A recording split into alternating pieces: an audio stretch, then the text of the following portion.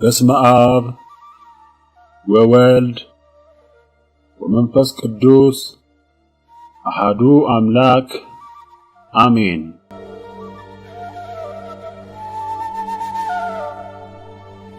ትንቢተ ዮናስ። የእግዚአብሔርም ቃል ወደ አማቴ ልጅ ወደ ዮናስ እንዲህ ሲል መጣ። ተነስተህ ወደዚያች ወደ ታላቂቱ ከተማ ወደ ነነዌ ሂድ፣ ክፋታቸውም ወደፊቴ መጥቷልና በእርሷ ላይ ስበክ። ዮናስ ግን ከእግዚአብሔር ፊት ወደ ተርሴስ ይኮበልል ዘንድ ተነሣ።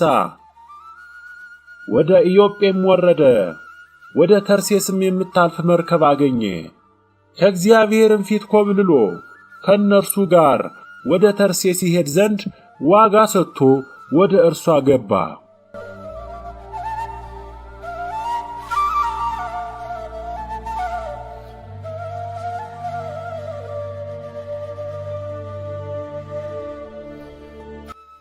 እግዚአብሔርም በባሕሩ ላይ ታላቅ ነፋስን አመጣ። በባሕርም ላይ ታላቅ ማዕበል ሆነ። መርከቢቱም ልትሰበር ቀረበች። መርከበኞቹም ፈሩ፣ እያንዳንዱም ወደ አምላኩ ጮኸ። መርከቢቱም እንድትቀልላቸው በውስጧ የነበረውን ዕቃ ወደ ባሕር ጣሉት። ዮናስ ግን ወደ መርከቡ ውስጠኛው ክፍል ወርዶ ነበር። በከባድ እንቅልፍ ተኝቶ ነበር። የመርከቡም አለቃ ወደ እርሱ ቀርቦ ምነው ተኝተሃል? እንዳንጠፋ እግዚአብሔር ያስበን እንደሆነ ተነስተህ አምላክህን ጥራ አለው። እርስ በርሳቸውም ይህ ክፉ ነገር በማን ምክንያት እንዳገኘን እናውቅ ዘንድ ኑ ዕጣ እንጣጣል ተባሉ። ዕጣም ተጣጣሉ። ዕጣውም በዮናስ ላይ ወደቀ። የዚያን ጊዜም ይህ ክፉ ነገር በማን ምክንያት እንዳገኘን እባክህን ንገረን። ሥራህ ምንድን ነው? ከወዴትስ መጣህ? አገርህስ ወዴት ነው? ወይስ ከማን ወገን ነህ? አሉት። እርሱም እኔ ዕብራዊ ነኝ፣ ባሕሩንና የብሱን የፈጠረውን የሰማይን አምላክ እግዚአብሔርን አመልካለሁ አላቸው። እነዚያም ሰዎች ከእግዚአብሔር ፊት እንደኮበለለ እርሱ ስለነገራቸው አውቀዋልና እጅግ ፈርተው ይህ ያደረግከው ምንድነው? አሉት። ባሕሩንም ሞገዱ አጥብቆ ያናውጠው ነበርና ባሕሩ ከእኛ ዘንድ ጸጥ እንዲል ምን እናድርግብህ? አሉት። እርሱም ይህ ታላቅ ማዕበል በእኔ ምክንያት እንዳገኛችሁ አውቃለሁና አንስታችሁ ወደ ባሕር ጣሉኝ፣ ባሕሩም ጸጥ ይልላችኋል አላቸው። ሰዎቹ ግን ወደ ምድሩ ሊመለሱ አጥብቀው ቀዘፉ። ዳሩ ግን ባሕሩ እጅግ አብዝቶ ይናወጥባቸው ነበርና አልቻሉም። ስለዚህ ወደ እግዚአብሔር ጮኸው፣ አቤቱ እንደወደድህ አድርገሃልና እንለምንሃለን። አቤቱ ስለዚህ ሰው ነፍስ እንዳንጠፋ ንጹሕም ደም በእኛ ላይ እንዳታደርግ እንለምንሃለን አሉ። ዮናስንም ወስደው ወደ ባሕሩ ጣሉት። ባሕሩም ከመናወጡ ጸጥ አለ። ሰዎቹም እግዚአብሔርን እጅግ ፈሩ። ለእግዚአብሔርም መሥዋዕትን አቀረቡ፣ ስለትንም ተሳሉ።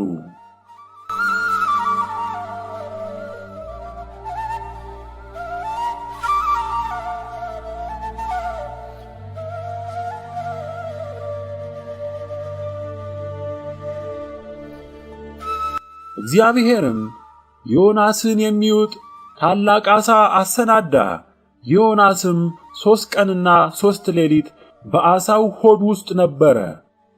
ዮናስም በዓሣው ሆድ ውስጥ ሆኖ ወደ አምላኩ ወደ እግዚአብሔር ጸለየ፣ እንዲህም አለ። በመከራዬ ሳለሁ ወደ አምላኬ ወደ እግዚአብሔር ጮኹ፣ እርሱም ሰማኝ።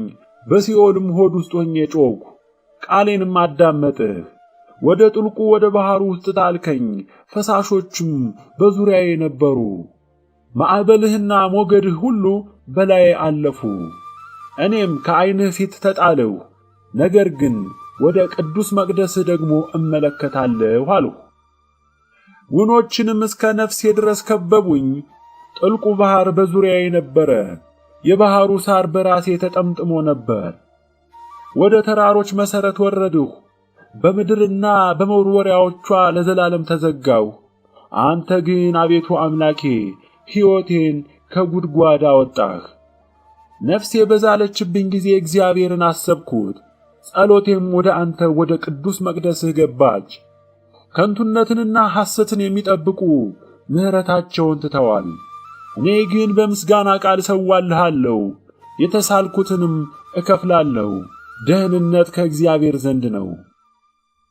እግዚአብሔርም ዓሣውን አዘዘው፣ እርሱም ዮናስን በየብስ ላይ ተፋው።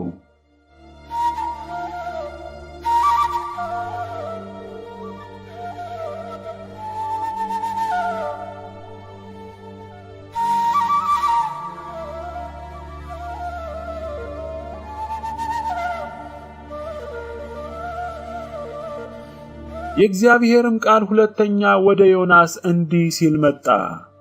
ተነስተህ ወደዚያች ወደ ታላቂቱ ከተማ ወደ ነነዌ ሂድ፣ የምነግርህንም ስብከት ስበክላት አለው። ዮናስም ተነስቶ እንደ እግዚአብሔር ቃል ወደ ነነዌ ሄደ። ነነዌም የ3 ቀን መንገድ ያህል እጅግ ታላቅ ከተማ ነበረች። ዮናስም የ1 ቀን መንገድ ያህል ወደ ከተማይቱ ውስጥ ሊገባ ጀመረ። ጮኸም፣ በ3 ቀን ውስጥ ነነዌ ትገለበጣለች አለ። የነነዌም ሰዎች እግዚአብሔርን አመኑ፣ ለጾም አዋጅ ነገሩ። ከታላቁም ጀምሮ እስከ ታናሹ ድረስ ማቅ ለበሱ። ወሬውም ወደ ነነዌ ንጉሥ ደረሰ። እርሱም ከዙፋኑ ተነስቶ መጎናጸፊያውን አወለቀ፣ ማቅም ለበሰ፣ በአመድም ላይ ተቀመጠ። አዋጅም አስነገረ። በነነዌም ውስጥ የንጉሥና የመኳንንቱን ትእዛዝ አሳወጀ። እንዲህም አለ፣ ሰዎችና እንስሶች፣ ላሞችና በጎች አንዳችን አይቅመሱ፣ አይሰማሩም፣ ውሃንም አይጠጡ። ሰዎችና እንስሶችም በማቅ ይከደኑ፣ ወደ እግዚአብሔርም በብርቱ ይጩኹ። ሰዎችም ሁሉ ከክፉ መንገዳቸውና በእጃቸው ካለው ግፍ ይመለሱ። እኛ እንዳንጠፋ እግዚአብሔር ተመልሶ ይጸጸት እንደሆነ ከጽኑ ቁጣውም ይመለስ እንደሆነ ማን ያውቃል? እግዚአብሔርም ከክፉ መንገዳቸው እንደተመለሱ ሥራቸውን አየ። እግዚአብሔርም ያደርግባቸው ዘንድ በተናገረው ክፉ ነገር ተጸጽቶ አላደረገውም።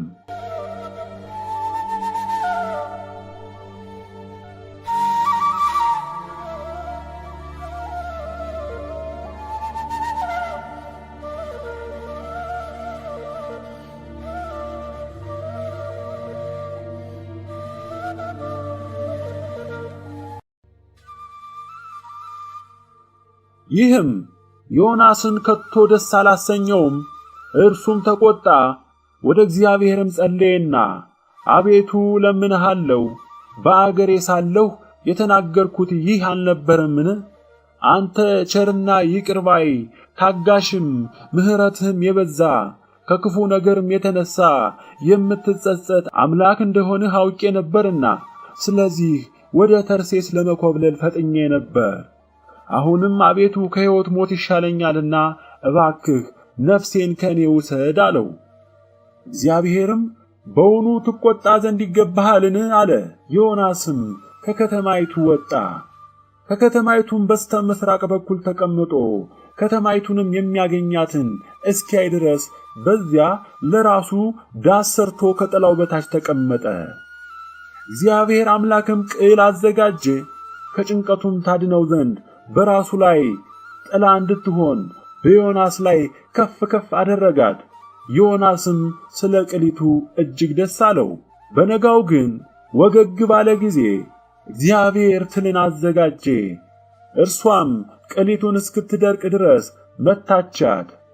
ፀሐይም በወጣች ጊዜ እግዚአብሔር ትኩስ የምሥራቅ ነፋስ አዘጋጀና ዮናስ እስኪዝል ድረስም ፀሐይ ራሱን መታው። ለራሱም ሞትን ፈለገና ከሕይወት ሞት ይሻለኛል አለ። እግዚአብሔርም ዮናስን በውኑ ስለዚህች ቅል ትቆጣ ዘንድ ይገባሃልን? አለው። እርሱም እስከ ሞት ድረስ እቆጣ ዘንድ ይገባኛል አለ። እግዚአብሔርም አንተ ትበቅል ዘንድ ላልደከምክባት ላላሳደግካትም በአንድ ሌሊት ለበቀለች በአንድ ሌሊትም ለደረቀችው ቅል አዝነሃል። እኔስ ቀኛቸውንና ግራቸውን የማይለዩ ከ120,000 የሚበልጡ ሰዎችና ብዙ እንስሶች ላሉበት ለታላቂቱ ከተማ ለነነዌ አላዝንምን አለው።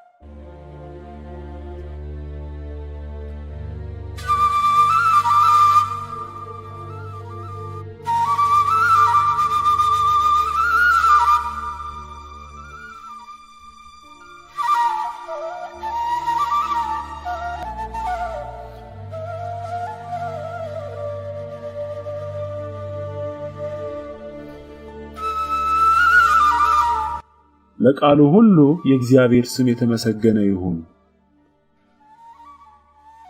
አስጀምሮ ላስፈጸመኝ ለቸሩ መድኃኔዓለም ለእግዚአብሔር ክብር ምስጋና ይድረስ።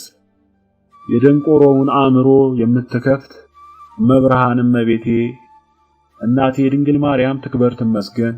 አሜን።